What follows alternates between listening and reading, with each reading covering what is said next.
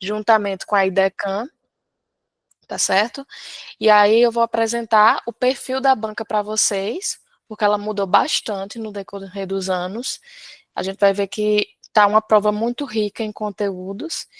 E aí eu espero que nesse novo ciclo a gente aprenda muito juntos, tá?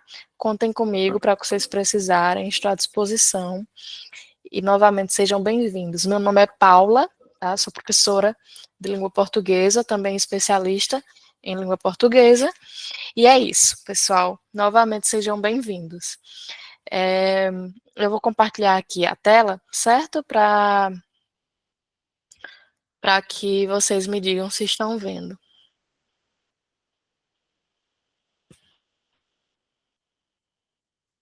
Me confirmem, por favor, aí se vocês estão vendo, tá certo? Deem um joinha, eu falei no áudio, por favor, tá certo? Eu vou entrar aqui pelo celular também para poder ir acompanhando o chat, porque quem já está no cursinho há um tempo sabe que eu gosto de basicamente perguntar para vocês também as questões para que vocês participem comigo, tá bom? Pronto, entrando aqui também pelo celular. Deixa eu tirar aqui o som.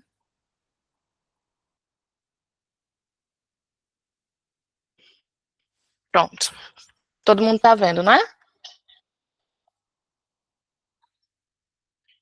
Beleza. Vamos lá. Gente, então, aqui essa foi a prova de queimada, certo? Do ano passado, ou seja, super recente. Não sei se vocês chegaram a fazer essa prova.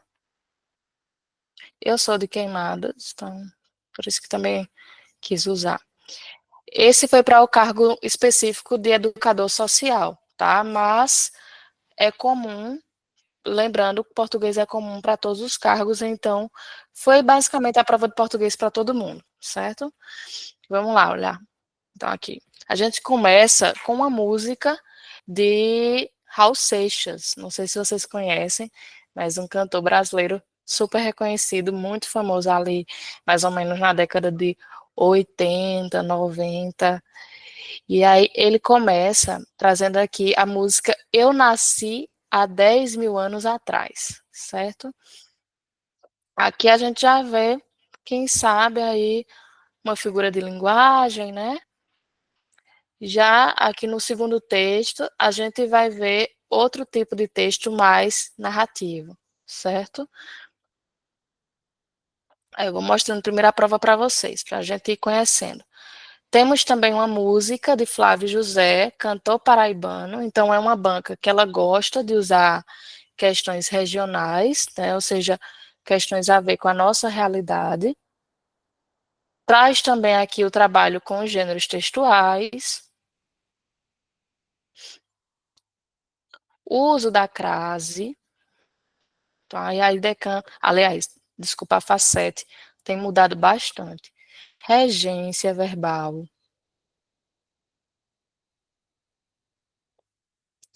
orações subordinadas, pontuação.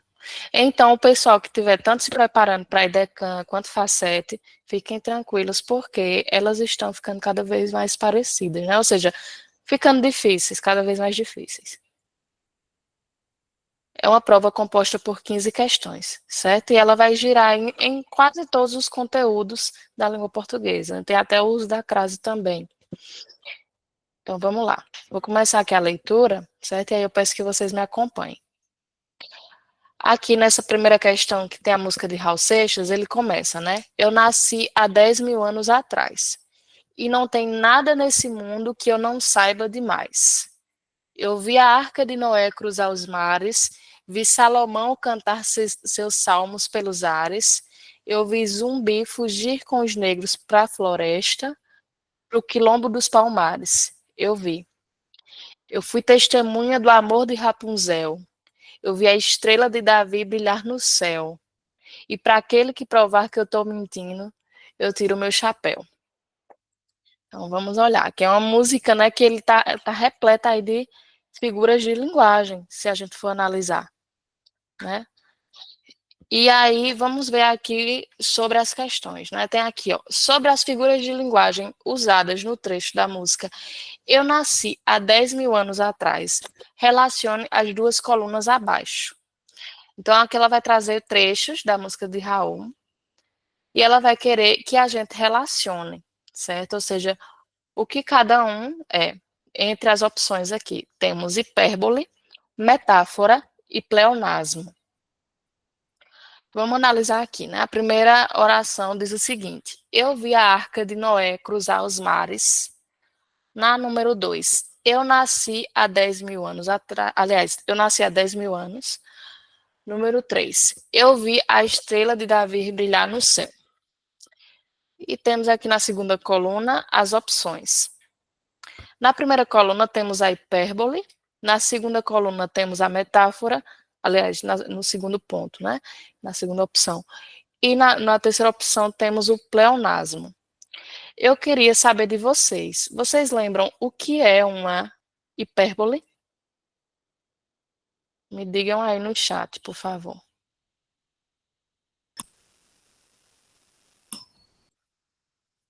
Ou pode ser também no microfone, certo? Não tem problema não.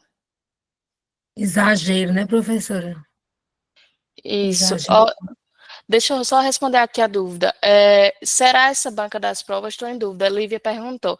Sim, Lívia, vai ser a banca de Boqueirão e de alguns municípios que estão previstos. Além disso, nós vamos ver também IDECAM e CPCOM, certo? Na aula de hoje vai ser exclusivamente Facete, mas a gente vai variando ao longo dos dias. A gente tem aula hoje, temos aula amanhã, e também nas semanas seguintes, tá certo? Então, nem se preocupem que todas as bancas previstas para os próximos concursos aí que estão na reta, nós vamos ver, tá certo? E a Facete especificamente é de Boqueirão e de outro município que não me vem agora à memória, mas daqui a pouco eu vou dar uma olhadinha e já informo para vocês lá no grupo.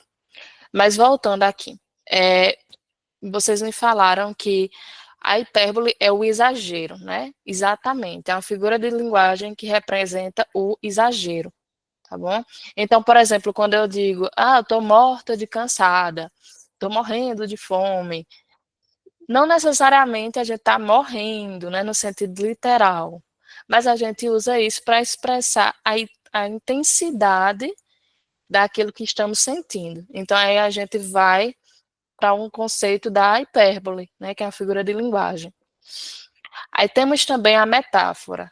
O que é a metáfora na concepção de vocês? O que é que vocês sabem sobre metáfora?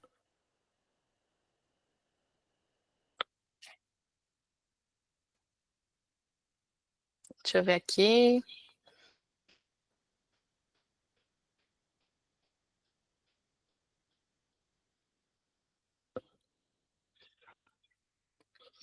E aí, vão dizendo aí no chat. Certo?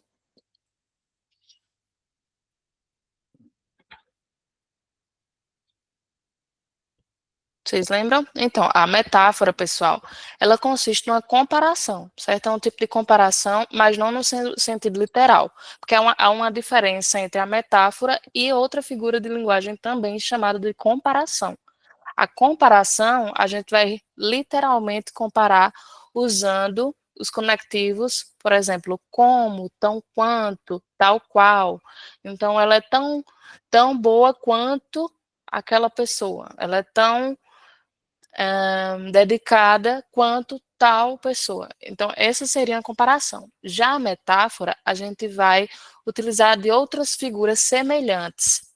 Por exemplo, se eu digo, né, Ana é tão tranquila quanto um anjo. Ou seja, aliás, Ana é como um anjo.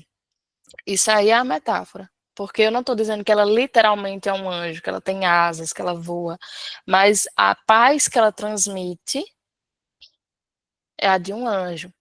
Tá? Aí seria uma metáfora, certo? Já o pleonasmo é quando a gente usa questões linguísticas óbvias, sem perceber. Às vezes a gente usa com intenção de reforçar algo, por isso que é uma figura de linguagem, mas normalmente a gente usa sem perceber. Por exemplo, quando eu digo, Vou subir lá para cima, eu desci lá para baixo. Ah, fiquei trancado do lado de dentro. São essas questões óbvias da linguagem que, sem querer, a gente acaba utilizando. Por exemplo, eu vi com os meus olhos. Obviamente, a gente vai ver com os nossos olhos. Não tem como a gente olhar com os olhos de outra pessoa, no sentido literal, né? Então, a gente acaba utilizando o pleonasmo nesse sentido de falar o óbvio duas vezes, digamos assim. Então, aqui, ó, nessa daqui, vamos relacionar as colunas. Eu vi a Arca de Noé cruzar os mares. O que é que vocês acham que é? Dentre as figuras de linguagem aí apresentadas.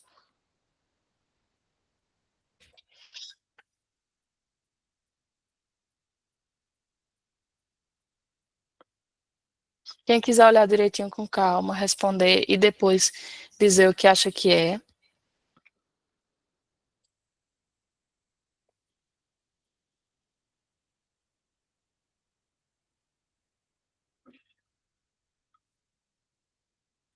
Vou facilitar aqui para vocês. Ó. Quando eu digo aqui, ó, eu nasci há 10 mil anos. Aí vamos ver. Quando eu digo eu nasci há 10 mil anos, eu estou utilizando de que figura de linguagem? Estou utilizando da hipérbole, certo? Ou seja, um exagero, né, para dizer que nasceu há muito tempo. Aí aqui, Daniela falou metáfora na primeira, né? Eu vi a Arca de Noé cruzar os mares. Exato. Então aqui seria dois, né? A gente já tá vendo aqui que no caso seria dois, um, dois para metáfora, né? Olhando aqui, ó. E eu vi a estrela de Davi brilhar no céu. Obviamente, a estrela ela vai brilhar no céu, né? Por mais que não esteja óbvio, quando a gente para analisar, a estrela, ela existe no céu, então a gente só vai ver ela brilhar no céu mesmo. Então, como ele falou uma coisa óbvia, a gente está lidando com o pleonasmo, certo? Inclusive, tem um conceito chamado pleonasmo vicioso, que é quando a pessoa tem um hábito de falar essas frases óbvias na linguagem que a gente acaba não percebendo. E aí sobra para a gente aqui como gabarito, letra C, certo? Então, relembrando. A metáfora é essa comparação feita com outros. A hipérbole é o exagero, certo? Ou seja, quando eu uso para reforçar algo. E o pleonasmo é falar o óbvio de outras maneiras, repetir algo, certo? Tem alguém com o microfone ligado? Para desligar rapidinho, só enquanto eu faço a leitura aqui, por favor. Pronto. Obrigada, pessoal. Ó, aqui na questão 2, temos a música de Flávio José, né? Maravilhoso, cantor paraibano, nosso artista, que diz o seguinte: no trecho a seguir, de autoria de Flávio José, identifica a figura de linguagem predominante no verso amanhã pode acontecer tudo, inclusive nada. Então, é outra questão sobre figura de linguagem. Então, um conteúdo aqui de língua portuguesa muito recorrente em todas as provas. Então, lembrando, pessoal, aqui hoje a gente está focando na banca Facete, que vai ser a banca de vários concursos aqui do estado da Paraíba, desse semestre. Mas, além disso, essa prova, ela tem vários conteúdos comuns a qualquer banca, certo? Então, aqui, ó, figura de linguagem. Nessa música. Se a veste não, amanhã pode acontecer tudo, inclusive nada. Se a veste não, a lagarta rasteja até o dia em que cria asas. Se a veste não, que a burrinha da felicidade nunca se atrasa. Se a veste não, amanhã ela para na porta da sua casa. Uma música linda, né? Que ele faz a gente refletir sobre a pressa que a gente vive para conseguir as coisas, né? E aí a questão ela está pedindo exatamente referente a essa frase, viu, gente? Lembrem, quando uma banca estiver pedindo, quando uma questão estiver pedindo para analisar especificamente uma frase, é somente ela. Não se apeguem ao todo quando for uma análise mais gramatical, certo? Então, aqui, ó, amanhã pode acontecer tudo, inclusive nada. Que figura de linguagem a gente pode encontrar aqui? Metáfora, antítese, metonímia, hipérbole ou aliteração? O que vocês marcariam, assim, olhando, para depois eu explicar devagarzinho para vocês, cada um. Dani já respondeu aqui, tentou uma alternativa. A Alana também. Antítese, né? Exatamente. Porque a antítese, gente, ela vai lidar com contrários, com coisas contrárias. Então, por exemplo, quando ele diz aqui, amanhã pode acontecer tudo, inclusive nada, são opostos, o tudo e o nada. São as contrariedades. Então, são coisas antagônicas, né? Por isso que é uma antítese, certo? Certo? Então, aqui, a metáfora é aquela comparação que a gente já viu, certo? Metonímia é, por exemplo, quando a gente troca um termo por outro. Então, por exemplo, eu li Machado de Assis, não é Machado de Assis, você leu um livro escrito por ele, mas como o nome dele ficou famoso, a gente acaba utilizando. Hipérbole, o próprio exagero, né? E a aliteração também vem da questão aí de substituição de palavras por outros termos. Mas aí eu vou explicar bem direitinho aqui para vocês depois, em uma aula só sobre figuras de linguagem, tá? Aqui é primeiro essa aula para a gente conhecer o perfil da banca, conhecer como são as questões, para também sondar como vocês se saem, e depois a gente vai planejar essas aulas separadamente sobre conteúdos, para a gente focar também na teoria. Agora, aqui na terceira questão. Antes de mais nada, vocês querem perguntar alguma coisa? Querem tirar alguma dúvida? Querem acrescentar alguma informação? Fiquem à vontade, tá? Vou começar. Dê um joinha aí para ver se posso ir para a próxima questão, tá certo? Deixa eu sair aqui. Beleza, vamos lá. Cabeludinho é o texto, no título. Quando a avó me recebeu nas férias, ela me apresentou aos amigos. Este é o meu neto. Ele foi estudar no Rio e voltou de ateu. Ela disse que eu voltei de ateu. Aquela preposição deslocada me fantasiava de ateu. Deixa eu marcar aqui para deixar bem claro o que é que de que ele está se referindo. Aquela preposição deslocada me fantasiava de ateu. Como quem dissesse no carnaval, aquele menino está fantasiado de palhaço. Minha avó entendia de regências verbais. Ela falava de sério, mas todo mundo riu, porque aquela preposição deslocada podia fazer de uma informação um xiste. Xiste é uma piada, tá? E fez. E mais, eu acho que buscar a beleza nas palavras e uma solenidade de amor. E pode ser instrumento de rir. De outra feita, no meio da pelada, o menino gritou: deselimina esse cabeludinho. Eu não deseliminei ninguém, mas aquele verbo novo trouxe um perfume de poesia à nossa quadra. Aprendi nessas férias a brincar de palavras mais do que trabalhar com elas. Comecei a não gostar de palavra engavetada, aquela que não pode mudar de lugar. Aprendi a gostar mais das palavras pelo que elas entoam do que pelo que elas informam. Por depois ouvi um vaqueiro a cantar com saudade. Ai, morena, não me escreve, que eu não sei a ler. Aquele preposto ao verbo ler, ao meu ouvir, ampliava a solidão do vaqueiro. Tá? Aqui não é um texto reflexivo sobre a forma como a avó dele falou como ele voltou, né? Ele foi estudar no Rio e voltou de ateu, como se fosse uma vestimenta, né? Que ele aderiu, ou seja, não voltou ateu, ele voltou de ateu. E aí, vamos aqui à questão.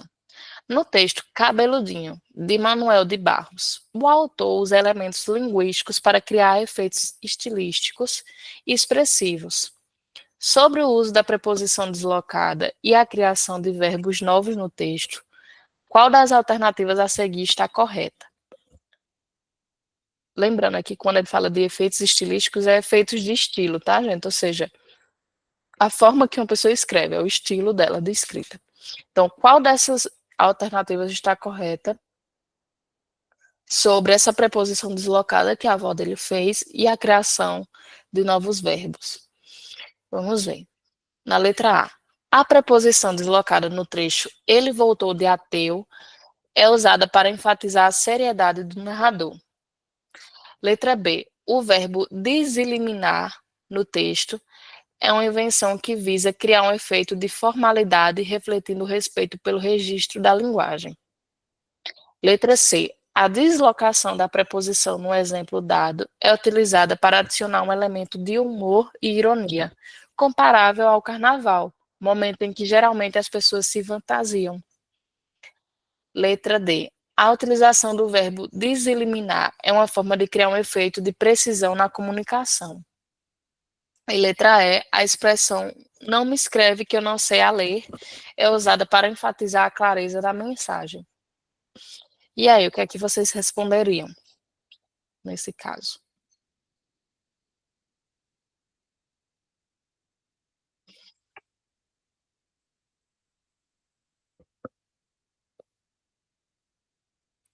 Essa eu acredito que dá para fazer como uma ordem de exclusão mesmo de alternativas.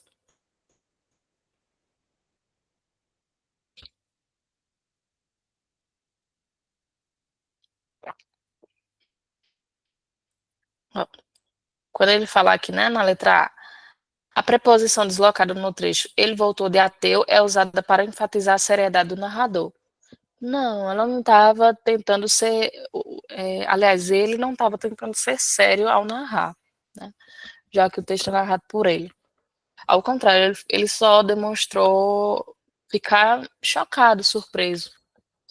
Na letra B, quando ele fala o verbo deseliminar no texto é uma invenção que visa criar um efeito de formalidade, refletindo o respeito pelo registro da linguagem. Não, aqui não tem nenhuma formalidade, né? Deseliminar. No caso, a pessoa tentou falar o quê? Eliminar a bola do campo, falou de deseliminar. E aí o autor do texto, né, o narrador, ele achou bonito, ele achou interessante essas novas palavras criadas que ele veio aprendendo durante as férias. E aí ele ficou refletindo sobre essa capacidade de criar novas palavras. Mas também não tem nada sobre efeito de formalidade, nem respeito pelo registro da linguagem formal. Já na letra C, diz o seguinte: a deslocação da preposição no exemplo dado é utilizada para adicionar um elemento de humor e ironia, comparável ao carnaval, momento em que geralmente as pessoas se fantasiam. E foi justamente isso, a avó dele, no caso, porque ele falou que a avó dele sabe falar, sabe utilizar as preposições, as regências, mas ela utilizou isso como um humor, uma ironia, né? Porque ele veio fantasiado, basicamente, de, como que fala, ateu, né? Como se fosse uma fantasia. Então ela diz aqui, né? Ó, este é meu neto. Ele foi estudar no Rio e voltou de ateu. Ela disse que eu voltei de ateu. Aquela preposição deslocada me fantasiava de ateu. Tá aqui, ó. A resposta está aqui. Na dúvida, quando for questões sobre o texto, vocês podem voltar ao texto com calma, fazer as marcações, que fica muito mais prático. Tá? Principalmente a facete, ela é muito de pegar as respostas no próprio texto, quando é questão sobre compreensão textual. E ainda mais, ainda tem aqui, ó, como quem dissesse no carnaval, aquele menino está fantasiado de palhaço. Então aqui já chega totalmente na resposta, né? Tem total alusão à letra C, que é comparo ao carnaval, momento em que geralmente as pessoas se fantasiam. Então ele não é ateu, ele está fantasiado, né? Ou seja, ele mudou o ponto de vista dele depois que foi estudar. Até aí tá tudo ok, galera? Deu para entender, acompanhar bem o raciocínio? Dei um joinha aí, tá bom? Um coraçãozinho, o que for, já é legal para a gente animar, tá certo? Vamos lá, aqui. Na questão 4. Já aqui é sobre o gênero textual, certo? Então, deixa eu explicar primeiro para vocês o que é que seria gênero textual. certo? Há uma grande diferença entre tipologia e gênero, que às vezes as pessoas confundem e tudo bem. A tipologia é a forma que se produz a narração ou a escrita de um texto, certo? Ou seja, o objetivo que ele quer atingir. Já o gênero são as diversas plataformas e maneiras de escrever esse texto. Então, por exemplo, a própria aula que a gente está tendo aqui. A aula é um gênero textual, certo? O objetivo dele, da aula no caso, é transmitir conteúdos, porque tudo aquilo que envolve linguagem, qualquer tipo, seja verbal ou não verbal, que tem um objetivo, a gente chama de gênero textual. Então, por exemplo, os gêneros textuais hoje em dia são inúmeros. Tem, inclusive, linguistas que não conseguem contabilizar, porque tudo aquilo que passa comunicação a gente chama de gênero textual. As placas de trânsito, que de certo modo a gente vai precisar para poder entender o contexto ali do trânsito. O WhatsApp, que é um gênero textual virtual, entre outros, certo? E aí, olha só, aqui ele vai querer saber qual é o gênero textual presente nesse texto aqui, certo? Então vamos ver aqui. Número 4. Leia o trecho a seguir e identifique o gênero textual. Meu pai se matou quando eu tinha 15 anos. Ele rompeu com o tempo de acontecer das coisas. Um tempo que era meu também e que de vazio não tinha nada, pois era repleto de sentimentos, sonhos e expectativas. Mesmo roubada, traída e judiada, posso rezar, e às vezes é isso que me conforta. Bem triste, né, no caso aqui. Aí a gente vê que foi um texto escrito por Marília Litvin pela internet, na revista Super Interessante, a edição de aliás, a edição de 185, fevereiro de 2003. Muito importante ler a fonte, viu, gente? Muitas vezes a resposta de uma questão está na fonte. E aqui vai estar, a resposta vai estar aqui. Vamos ver aqui, ó. Qual é o gênero textual predominante nesse texto? Aqui eu posso dizer a vocês que a gente já pode retirar aqui o narrativo, certo? Porque narrativo não é gênero textual, ele é tipo textual. Tipologia é diferente de gênero. Então vamos ver. O que é que vocês marcariam aqui, ó? Dani já está tentando, dizendo que acha que a letra B. Crônica, letra Elimina B. poeta, elimina C, elimina E. Vamos lá, vamos ver, vamos embora com calma. Vamos ver. Crônica, né, letra B. Aí, o pessoal disse aí que para a gente eliminar poema. Sim, porque aí se fosse um poema teria que estar escrito em versos, certo? E resenha, para quem não sabe, a resenha é quando a gente opina sobre uma obra, certo? Então, por exemplo, eu assisti a um filme e aí eu produzo um texto falando a minha opinião sobre esse filme. Isso é uma resenha. Não só texto, tá? A resenha, ela também hoje em dia ela está muito no plano das redes sociais.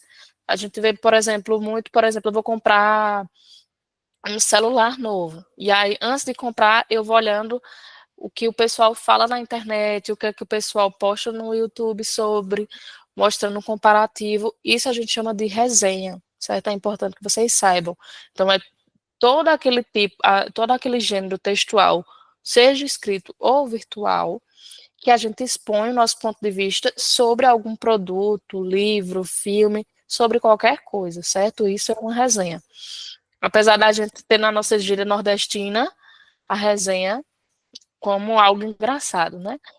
Mas aqui, quando fala de gênero textual, é justamente isso, certo? Ai, desculpa, gente, tirei aqui rapidinho, sem querer. Pronto, voltei. Tá aqui, ó. E temos a carta do leitor. A carta do leitor, Não para é. quem não sabe, quando a gente fala, será? Quando a gente fala de carta do leitor, é um espaço reservado em revistas e jornais e sites também, para a gente falar sobre a nossa experiência com algo. Então, por exemplo, digamos que tem uma revista ou um jornal que fez um artigo sobre um determinado assunto, ou vai fazer, e eles publicam em algum lugar, olha, a gente vai estar produzindo um artigo sobre determinado assunto, sobre o vício nas redes sociais, ou sobre, por exemplo, essa questão da adultização das crianças, que está muito em alta. Deixem aqui a opinião de vocês, tragam uma experiência. E aí o interlocutor vai produzir esse texto como uma forma de participar também ativamente desse conteúdo. A gente vai chamar isso de carta do leitor, certo?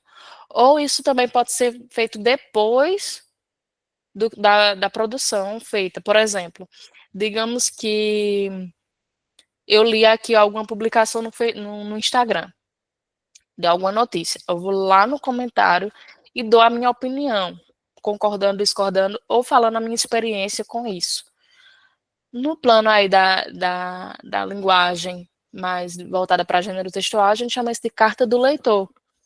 É quando o leitor literalmente opina através de uma carta sobre aquele assunto, certo? Então, ó, cuidado, isso aqui é uma carta do leitor, certo? É Meu uma carta do leitor. Deus. É sim, certo? Então, se atentem, porque podem, uma besteirinha a gente erra, tá bom? Então, a gente vai dizer que isso é uma carta do leitor porque, ó, Marília, ela trouxe um relato real da experiência dela na revista, super interessante. Porque eu disse para vocês olharem a fonte, que a fonte normalmente tem a resposta.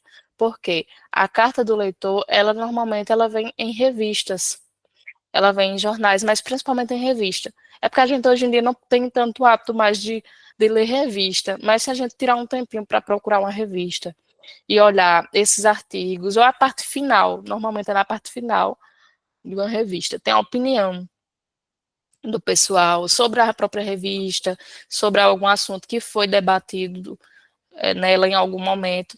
E aí a gente vai chamar isso de carta do leitor, porque é a oportunidade que a revista ou o jornal traz para que o leitor participe daquele conteúdo, tá? Para ele se sentir mais presente, né, naquela produção. Então aqui ela está trazendo o ponto de vista dela sobre a morte do pai dela. Muito provavelmente, né, houve algum assunto na revista, porque eu achei essa questão também um pouco, quem sabe, mal formulada, porque não trouxe um contexto, sabe? Porque assim, eu acredito que no caso aqui a moça ela respondeu isso referente a algum texto sobre suicídio ou alguma coisa assim, já que ela está falando sobre o que o pai dela, a morte do pai dela gerou, né? Que foi sensação de vazio, de expectativas, de sonhos não realizados, enfim.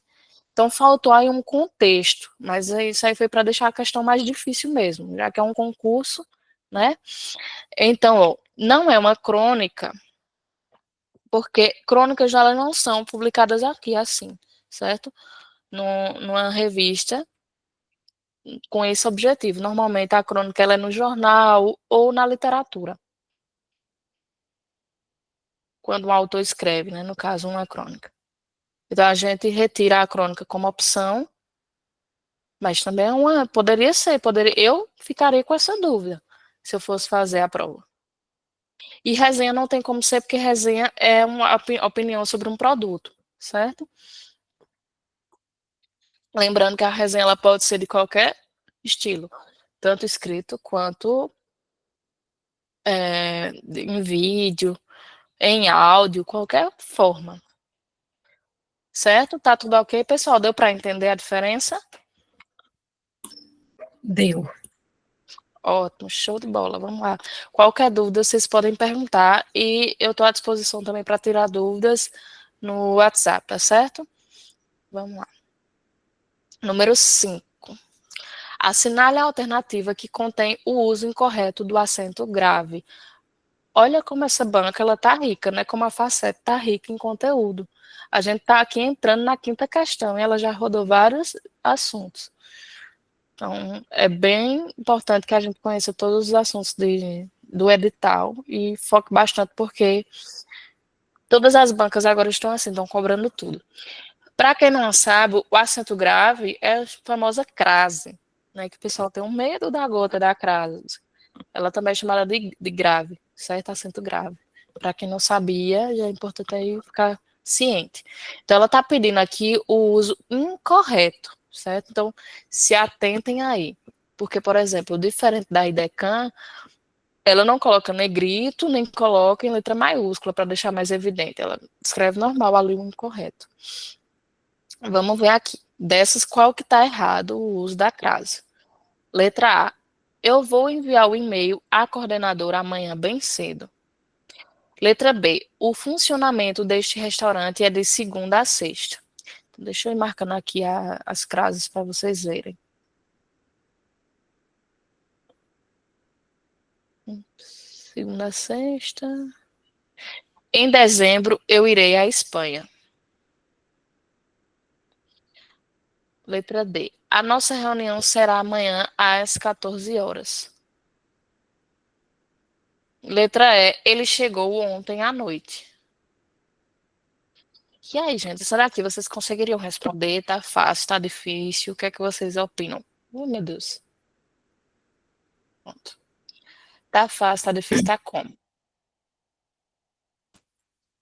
Eu opino B. Hum, vamos ver.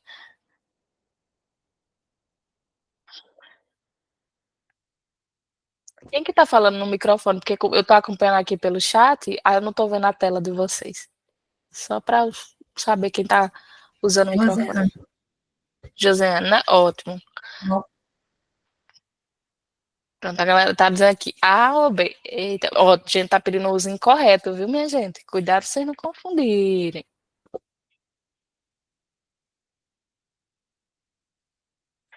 Tá, eu vou corrigir agora. Vamos lá, rufem os tambores aí. Ó, na letra A diz o seguinte: eu vou enviar o e-mail à coordenadora amanhã bem cedo. Para quem não sabe, deixa eu ver se acha aqui um negocinho para escrever aqui.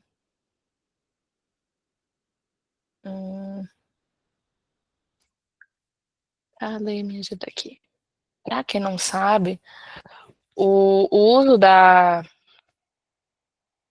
crase é quando a gente usa a preposição, tá? Uma preposição, ela tá implícita. Então, olha só, quando eu digo eu vou enviar o e-mail à coordenadora, eu estou querendo também dizer eu vou enviar o e-mail para a coordenadora.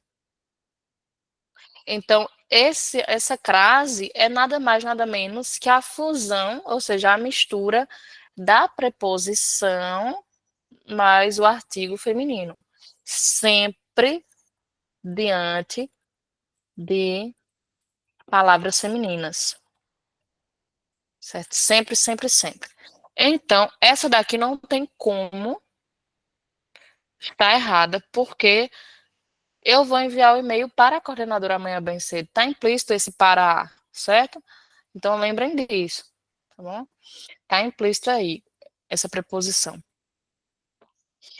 Ou também vocês podem usar um macete que eu gosto muito, que me facilita muito, que é o seguinte: eu troco a quem eu estou me referindo para masculino e vejo se essa crase se tornaria um ao. Por exemplo, eu vou enviar um e-mail ao coordenador amanhã bem Ao. cedo.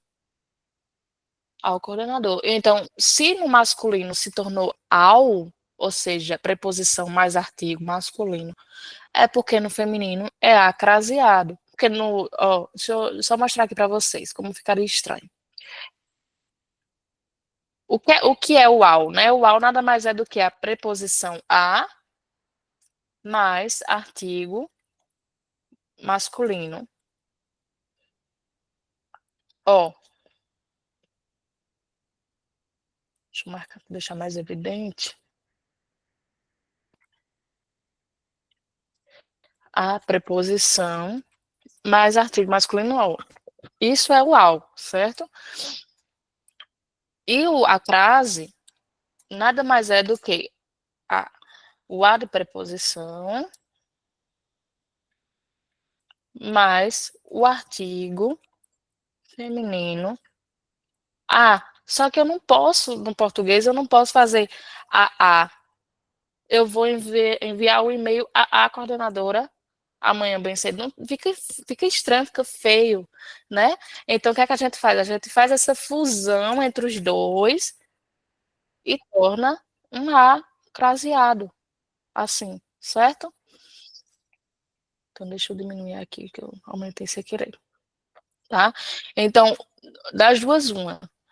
Ou eu substituo para um para A, eu vou enviar o e-mail para a coordenadora, ou para a coordenadora, né, no bom português aí do dia a dia, ou eu vou enviar o e-mail ao coordenador amanhã bem cedo. Ah, no masculino se tornou ao, então quer dizer que no feminino é A com crase. Certo? Ó, querida disse, pensei que era a correta. Não é a incorreta, tá vendo? É importante que vocês se atentem sempre ao pedido da questão, tá certo? Principalmente na facete, porque ela escreve, ó, ela não sinaliza, ela só diz contém um uso incorreto. Mas ela não bota em letra maiúscula, ela não coloca em negrito.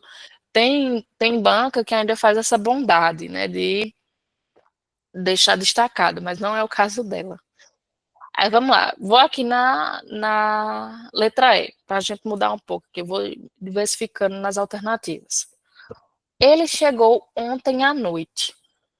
Tá correto. Por quê? Porque em expressões, né, adversativas de tempo, a gente sempre usa. Se vocês analisarem, esse a craseado também contém aí uma preposição, que é o pela.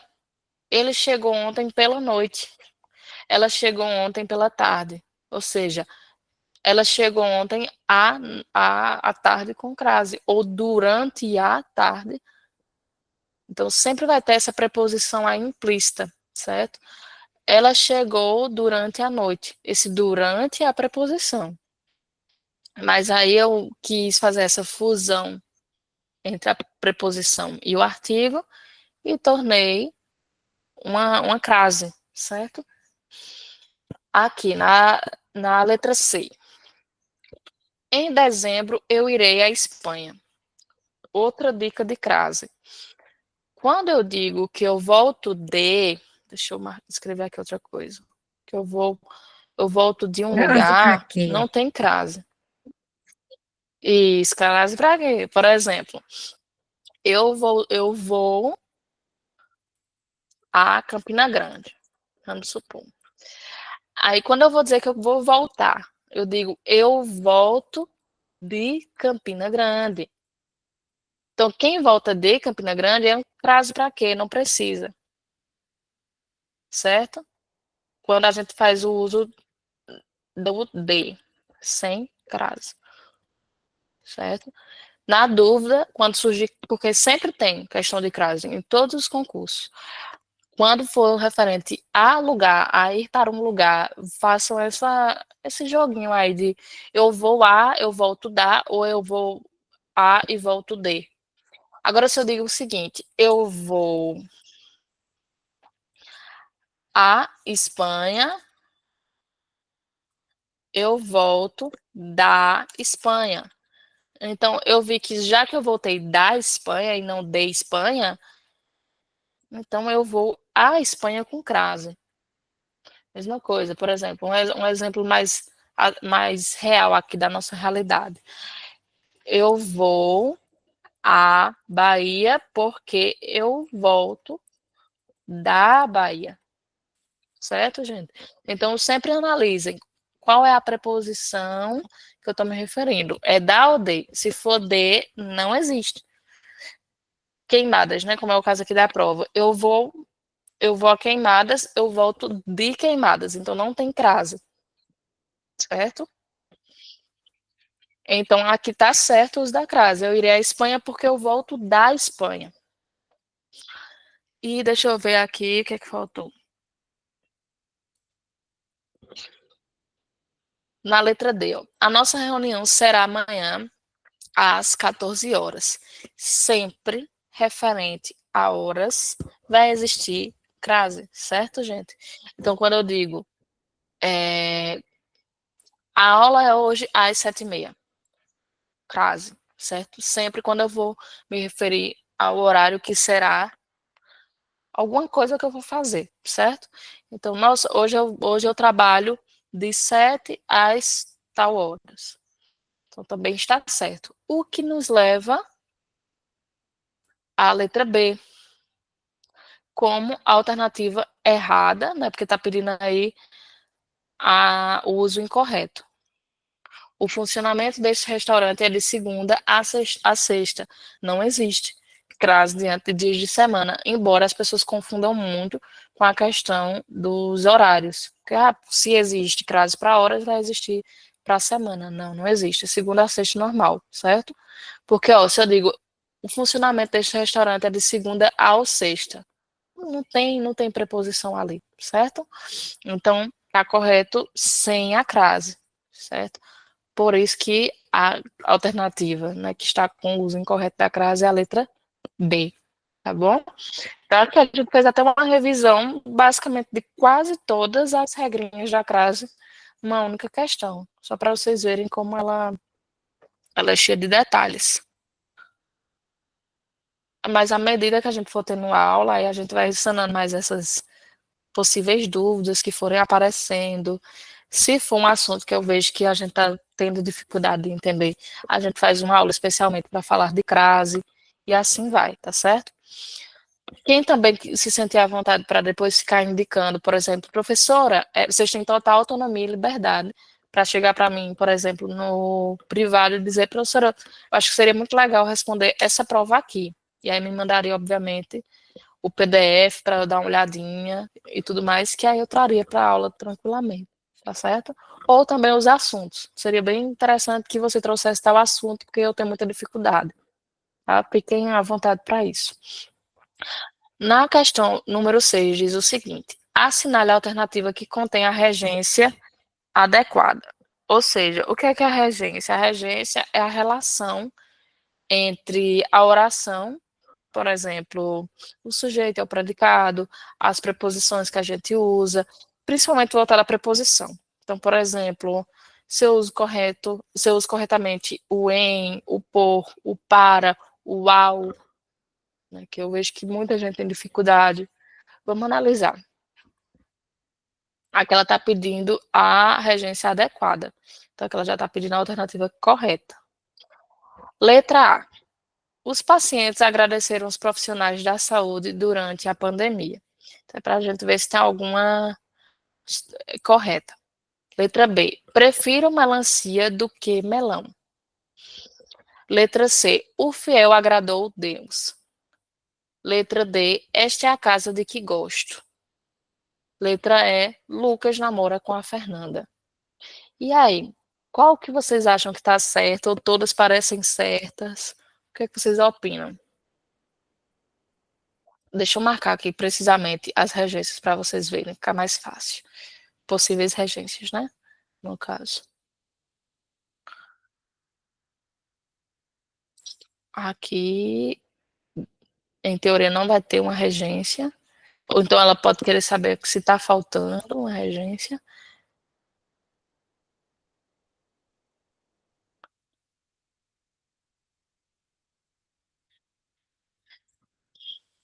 E aí, qual que contém a regência certa?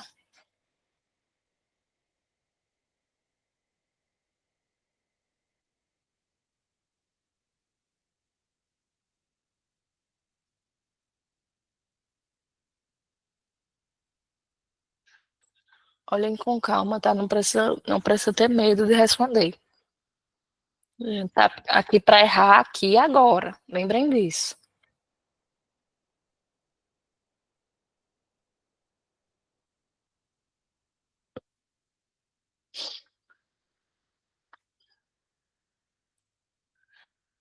Alguém quer chutar?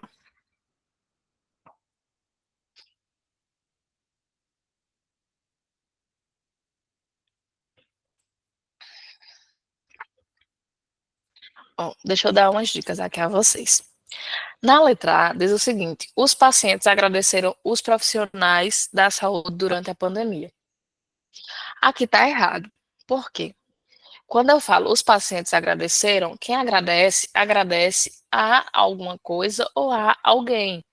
Então, os pacientes agradeceram aos profissionais da saúde durante a pandemia. Eu não agradeço os profissionais, eu agradeço aos profissionais porque eu agradeço a alguém. Tá vendo aquele A implícito da crase? É isso também, tá? A crase é a regência. Então, os pacientes agradeceram aos profissionais. Aqui tá errado. Deveria ser aos, certo? Lerida disse que letra B. Acha que letra B. Ô, professor, e assim, esse é um assunto muito difícil, regência, eu acho muito difícil. Agora, não seria assim minha dúvida, letra E, no caso. Lucas namora a Fernanda, esse com está certo aí? Olha que observação boa. E sim, primeiro, é um assunto complicado, cheio de detalhes, que é muito solicitado nas provas, por isso que ele é difícil, né? E foi bom tu perguntar. Na letra E tá errado, porque a gente não namora com alguém, a gente namora alguém.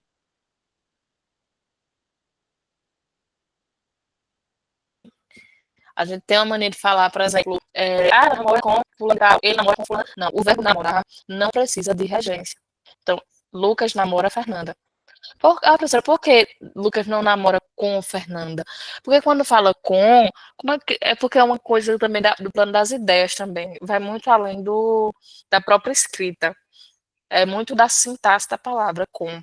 Quando eu digo Lucas namora com, é como se fosse algo em conjunto, mas assim, não no sentido real. É como se fosse assim, ele namora com ela porque precisa da ação dupla dela ali.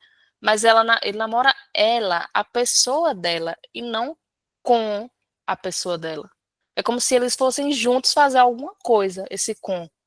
Mas não, eles são namorados. Então, por exemplo, deixa eu ver aqui outro exemplo para ficar mais claro para vocês. Eu fui com ela para determinado lugar. Vocês percebem que esse com indica uma ação, certo? Mas o verbo namorar, ele não está falando nesse sentido de fazer uma ação, de fazer algo com outra pessoa. É uma ação contínua. Ele namora ela, a pessoa dela, não com ela. Namorar a pessoa dela, certo? Então, o verbo namorar, ele não vai ter a regência com.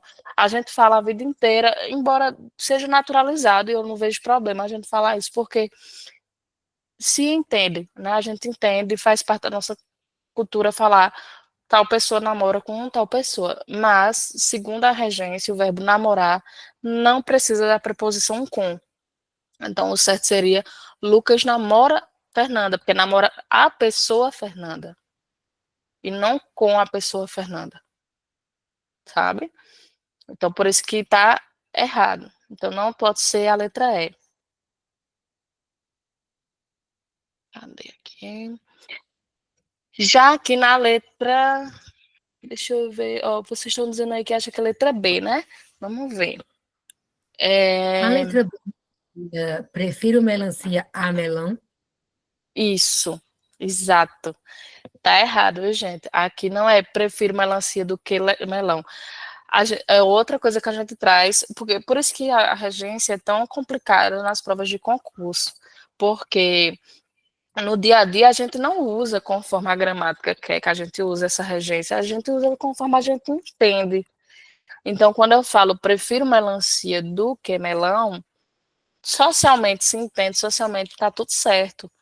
Mas na gramática a gente não prefere uma coisa do que outra, a gente prefere uma coisa a outra. Então eu prefiro melancia a melão, eu prefiro salgado a doce. Eu, só que fica sonoramente estranho para a gente, porque a gente não é acostumado a pronunciar assim.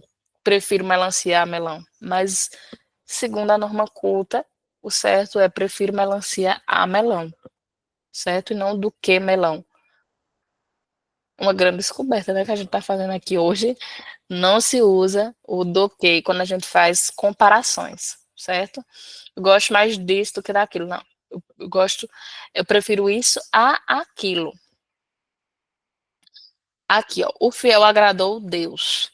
Deveria ser aqui o fiel agradou a Deus. Porque quem agrada, agrada a alguém ou a alguma coisa.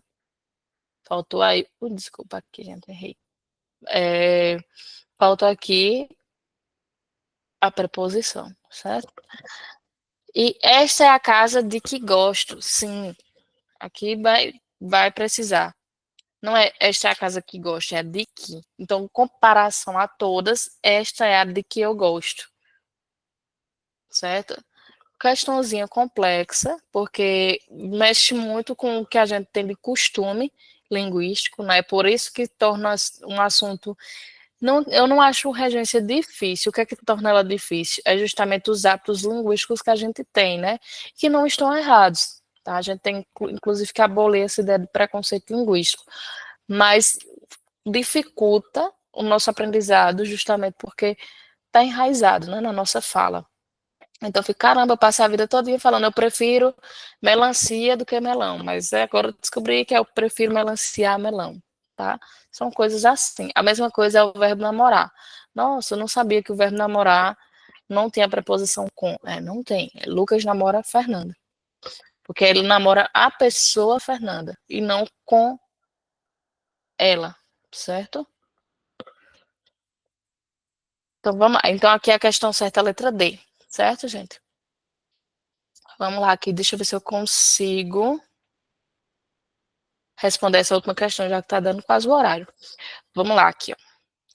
Assinale a alternativa que contém uma oração subordinada adjetiva ligada ao substantivo. Então aqui já vai outro assunto totalmente diferente, que é no plano da subordinação, né? Que é também o calcanhar de Aquiles de muita gente, as orações subordinadas. Primeiro, vamos analisar uma coisinha que eu sempre mencionava nas outras aulas. Quando a gente fala de oração, é importante a gente olhar os verbos de cada oração, certo? Mas aqui nessa questão aqui, a gente vai ver que só vai ter uma alternativa que é subordinada. Todas elas não sofrem nenhuma subordinação. Ó, letra A caneta que ganhei sumiu. Letra B, ele ia todos os dias ao mesmo lugar. Letra C, a Luana precisou de você ontem. Letra D, você está disponível amanhã. E letra E, eu te ligarei no dia 31 de janeiro. O que é que acontece? Da B a E, nenhuma é subordinada. Professora, como é que eu sei o que é subordinada ou não? As subordinadas sempre vão ter um que ou um se, certo? Porque vai ter a oração principal e a oração subordinada, uma subordinada à outra. E aí, para ligar essas orações, a gente vai precisar de um que ou de um se. Se vocês analisarem, todas as alternativas aqui não tem. São todas orações coordenadas, ou seja, que não precisam se subordinar, certo? Para ter sentido completo. E além disso, ela está pedindo qual é a oração subordinada adjetiva, ou seja, aquela que classifica, que dá qualidades à oração principal. Então, aqui, ó. A caneta que ganhei sumiu.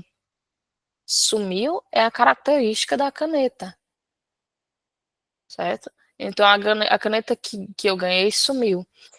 Isso faz com que seja uma adjetiva, porque sumiu vai assumir esse valor de ser adjetivo, certo? Mas, como nossa aula acabou aqui, o tempo da nossa aula, amanhã a gente vai ter outra aula de português, certo? E aí eu volto essa questão e detalho ela com mais tranquilidade, porque eu acho que é importante que a gente fale sobre a subordinação, já que é um assunto que deixa o pessoal com muito medo, e aí eu tiro mais as dúvidas de vocês se for necessário, tá certo? Vou voltar aqui para a câmera para que vocês me vejam.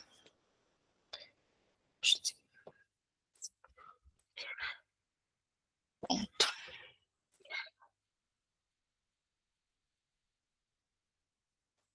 É sim, Ronaldo, é complicadinho, mas nada que a gente não consiga aprender, tá? Amanhã, como a gente vai ter aula de novo, eu volto a essa questão e eu detalho melhor, tá certo? Mas de antemão, pessoal, eu quero agradecer a vocês a participação, a presença, Quem nas próximas aulas quiser participar mais, ligando a câmera, falando, é muito bom, tá certo?